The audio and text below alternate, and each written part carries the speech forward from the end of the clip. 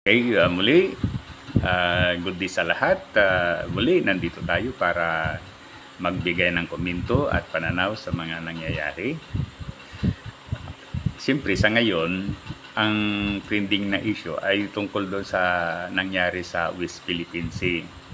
So, nangyari yan na, I think, Lunes. Ngunit, hanggang ngayon ay kwan pa rin, trending pa rin. So nararapat naman kasi yan ay napakahalagang pangyayari sa ating Philippine Navy, o particularly doon sa pag-resupply doon sa Sierra Madre. Ngayon, ang kasi ang question is, paano ma-avoid yung pagbubuli ng mga Chino sa mga magre-resupply? So that's the question. Ngayon, ang suggestion nung isang samahan ng mga maritime, hindi ko nakalimutan ko yung ang kanilang suggestion ay para maiwasan daw yung pangbubuli ng mga Chino, dapat i-publicize o make public yung schedule ng pag-resupply. Okay. Kasi pag public yan, siyempre, maraming mga media man o baka maging interested yung mga kaalyado ng Pilipinas na magpadala ng mga barko o mga plane para ma-observe yung pangyayari. So in that way, baka sakaling ma-stop yung pagbubuli, o baka sakaling hindi na mauulit yung nangyari noong Lunes. Sa bagay, may punto rin naman, Ngunit, ang decision ng ating presidente ay huwag i-public. As usual,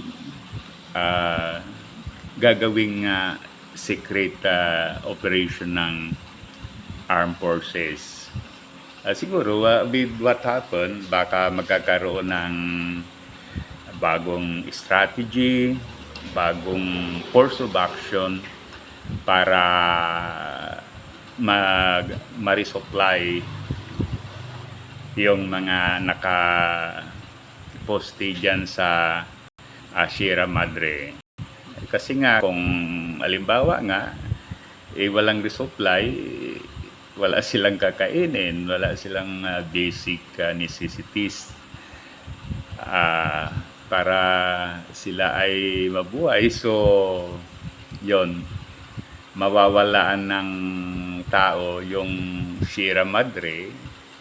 Kaya pagka wala ng tao dyan, so ang ibig sabihin, parang surrender na tayo sa mga Chino. Wala ng outpost ang Philippine military sa area na yan.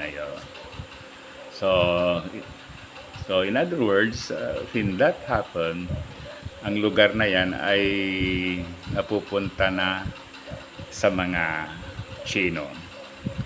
Ngunit, yun nga, ang decision ng ating president ay keep it secret. Tuloy-tuloy yung resupply, then i-keep it secret. Okay. Ngayon, siyempre, bilang Pilipino, napapaisip tayo, ano kaya yung logic behind na i-secret pa, no? Okay, so hindi natin, siguro may naisip tayo, but then we do not know kung yung naisip natin ay yun din ang naisip ng ating president. But